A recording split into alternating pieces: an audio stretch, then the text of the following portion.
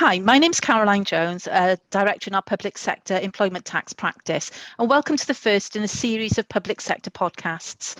I'm joined today by my colleagues Paul Mooney, who's also a tax director specialising in public sector, and Ellie Treasure, an assistant manager who joined us last summer from a public sector organisation where she had responsibility for off-payroll policies and processes. Today, we're going to talk about off-payroll working in the public sector and how we've seen this affecting our public sector clients.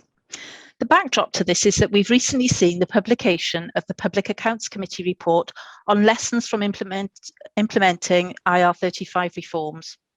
The reforms made central government departments responsible for assessing the tax status of their contractors in order to address tax avoidance. As well as central government departments, this also affects the wider public sector. In 2021, it became clear that many central government departments had struggled to comply with the reforms and therefore owed or expected to owe HMRC £263 million in back taxes in 2021. The committee found that such widespread non-compliance was not acceptable, particularly as government bodies should be best placed to understand the rules and communicate with HMRC. However, the compliance issues were also compounded as HMRC rushed implementation of the reforms, provided poor guidance, and public bodies struggled with its tool to assess status. The report goes on to say that as the reforms now affect private and third sectors, it's worrying that HMRC has so far done little to understand the wider impact of the reforms on workers or labour markets, or investigated whether any sectors are particularly affected. Some contractors report that their clients are changing hiring practices, such as no longer engaging workers through personal service companies. HMRC is unconvinced by such evidence, but has not conducted its own research with contractors. The Public Accounts Committee considers that the lack of data has made it difficult to disaggregate the direct impact of the reforms from other labour trends, such as the effects of EU exit and the COVID-19 pandemic. HMRC underestimated the additional costs of implementing reforms to hiring organisations. As we know, the reforms applied to the public sector from April 2017, and that affected around 50,000 personal service companies. They were extended to include the private and third sectors in April 2021, affecting an additional estimated 180,000 further PSEs. So I'm going to hand over to Ellie now, who's going to ask some questions of Paul and I in relation to our experiences of helping clients with off-payroll working. Over to you, Ellie. Thank you, Caroline. So I'm actually going to come back to you first, I think, with my first question. The off-payroll working rules were introduced 5 years ago for the public sector organisations. What would you say has been the biggest challenge for your clients during this time?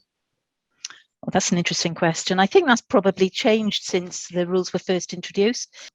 The initial challenge was PSEs threatening to leave the public sector, and some did. I think we saw a number of IT consultants moving from public sector engagements into the private sector. But I think secondly, actually identifying off-payroll workers was an enormous challenge. A lot of public sector organisations had a number of people in their organisation who could engage off-payroll workers. So the challenge was actually identifying those off-payroll workers. And for some organisations, that meant a painstaking review of their accounts payable to identify those off-payroll workers. And whilst this was primarily aimed at finding personal service companies, it also threw up a number of challenges around self-employed individuals. So having done that initial identification, there was then the decision making in relation to status. And this is a grey area and continues to be a challenge. A number of cases have gone through the courts, and I think we'll cover that off a little bit later on. And for many, it feels that similar cases had different outcomes. Yes, I absolutely agree with that. And I think there have been a lot of changes that have happened recently as well. So Paul, my next question is coming to you. How effective do you think the CESS tool is? And if you had one tip for engagers using this, what would it be? So the CESS tool has various questions which can be interpreted in different ways. Some organisations have found this challenging, and the recent Public Accounts Committee report has also acknowledged this. The last HMRC report also states that CESS gave a specific answer in 85% of cases. So that leaves 15% of cases where it doesn't give a clear answer, and engagers are left to ponder over what the correct employment status should be. Let's not forget that government departments themselves have also fallen foul of the rules, despite CESS, and have ended up having to pay significant amounts, as Caroline already alluded to, of tax, NIC, interest and potential penalties to HMRC. My one tip would be to consider, when answering CEST questions, ensure that you're engaging managers with the responsibility for off-payroll workers, understand the questions being asked, and that the answers truly reflect the working practices agreed with the worker. Yes, that is absolutely the most important thing, and I think that's a great tip for our listeners today as well. So Caroline, I'm coming to you next. You have been involved in helping a number of clients comply with the off-payroll regulations. What have you seen as a change as a result of the extension in off-payroll working to the private sector in 2021, which brought with it additional responsibilities for the public sector? I think it's fair to say that the April 2021 changes have based increased compliance requirements for public bodies, and some haven't quite got to grips with status determination statements and the appeals process that was introduced in April 2021.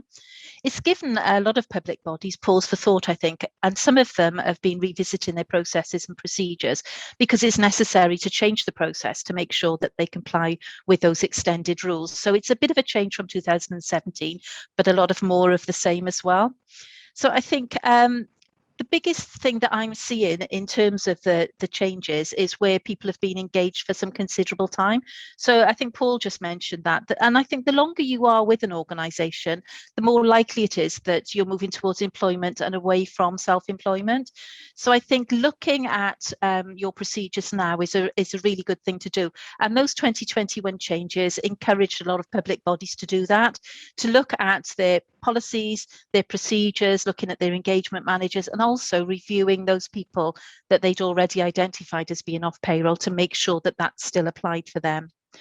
I think the HMRC's light approach for private sector employees came to an end in April 2022. And I think that's probably going to signal more focus on off-payroll workers, not just in the private sector, but also in the public sector. So I think the biggest change is those extensions to status determination statements and the appeals process that came in 2021, but also consideration of how long you've actually been engaging somebody on an off-payroll basis. Okay. Yes, I think that's definitely true. There have been a considerable number of cases taken to tribunal by HMRC, some of which they have won and some they have lost. Caroline, what do you think we can learn from this, and are there any factors that are more important than others? So I think there are a number of factors that you have to take into account when considering status, and it is about building a picture. So it's not just one thing or another that determines whether or not somebody's treated as off payroll or is actually should be on payroll. And I think that there are a couple of cases that demonstrate this. So I'm just going to run through them quite quickly because it just demonstrates what the courts are thinking about. I'm going to start with one of the oldest ones, and the first case that HMRC had actually won in 7 years.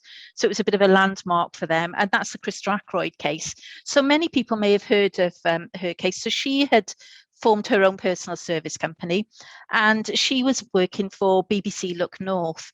She'd started working for them in 2001 and was dismissed, shall we say, in 2013.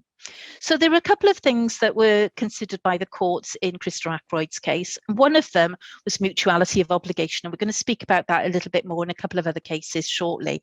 But was the organisation obliged to offer her work, in this case the BBC, and if so, was she obliged to accept it? And so the finding was that there was mutuality of obligation. She wasn't able to provide a substitute. There was control over what she did. So I think the argument was that she had free reign over what she was doing. But actually, when the court looked at it, the BBC had editorial control over what she was doing. So taking into account those factors, as well as the fact that there was no financial risk for her because the BBC paid her on a monthly basis, it was decided that she was within the off-payroll rules. And as a result, she was within IR 35. And that was because of these factors being taken into account. So she lost her case. But then there are a couple of other cases that I just want to talk about as well. Let's talk about one that eventually was lost and HMRC won. So this is the case of Paul Hawksby, Kickabout Productions, and it was originally heard in 2018. And the initial decision that was laid down in July 2019 was that Paul Hawksby, his personal service company, was outside the off-payroll working rules. And it's quite a surprising decision in some ways, because when we talk about mutuality of obligation, in his particular case, he was obliged to provide a 3-hour radio show on an exclusive basis for at least 222 days a year across a 2-year period. So it's quite surprising that that in itself wasn't considered too much of a factor in the original finding. But as recently as last month, a final decision was made at the Court of Appeal that he was in scope of IR35 and that the mutuality of obligation was taken into account. Control was also a point that was taken into account. And the final thing is that he had been working with TalkSport for 18 years. So just going back to what I said at the beginning, you know, the longer somebody is working with an organisation, the more likely it is that they may become employees. And that's very much because sometimes the way in which they work changes. So just wanted to contrast those last two cases with Lorraine Kelly. So Lorraine Kelly had her own personal service company. HMRC took her to court on the basis that they considered she fell within IR35. In that case, although mutuality of obligation was present, it was the minimum and it rendered the case inconclusive. So in addition to that, the level of control fell below a sufficient degree required to demonstrate an engagement of disguised employment. So if we think back to Drachroid, in her case, control was a significant part of the decision, and that's because she didn't have any editorial control. In Lorraine Kelly's case, the finding was that she did have free rein and there was no restriction on her providing services for others. So she won her case, and the judge in that case said it wasn't a borderline case. So if you look at those three cases together, you can see that there are some similar aspects, but there are also some differences. So I think where substitution clauses are included in contracts, but there's never been a realistic chance of substitution, it's been used to try and avoid sometimes being caught by the IR35 or off-payroll legislation. Really important, as Paul mentioned earlier, that your practice matches your theory. So your contractual arrangements must actually match what happens in practice. Thanks, Ellie. Thanks, Caroline. That was really, really interesting. And actually, you can see so many similarities, but yet so many differences in those different cases. So Paul, just one final question from me to you. What should public bodies be doing now? That's a very interesting question, Ellie, and probably one that most of our clients typically ask. I would say public bodies should ensure that there's a clear process in place for hiring managers to refer to that helps the identification of off-payroll workers. In an ideal situation, engagers should determine employment status before the engagement actually starts, and that then leaves no dubiety over how payment will be made. I would encourage public bodies to review off-payroll workers' controls annually at a minimum to ensure the policies and procedures are being followed, and that the longer engagements are tested to see if the worker provides the same services as those which they were originally engaged to do, and that their employment status truly reflects this. Where an agency is in the supply chain, don't rely on that agency to make any of the status decisions on an employment status. It's very important that the end user makes the decision and has adequate records to support the status decision made.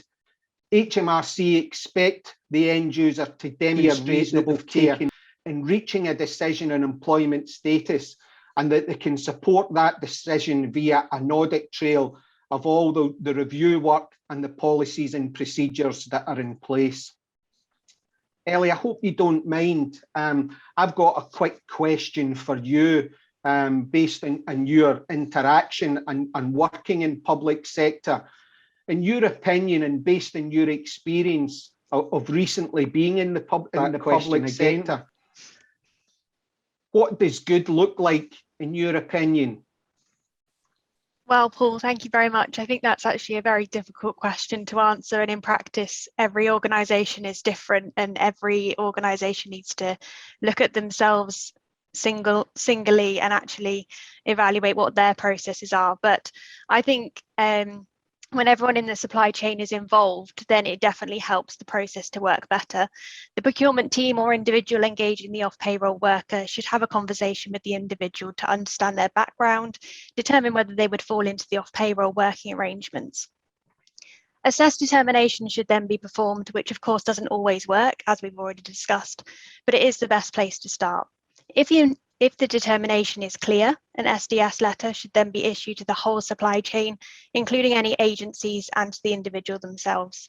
The contract can then be drawn up and the engagement can commence. If it's not clear with the determination and there is no expert in the area involved, then consulting with an external company could be considered to see if there is anything that could be interpreted in a different way, which would then give a conclusive determination. Thanks, Ellie. That was really helpful.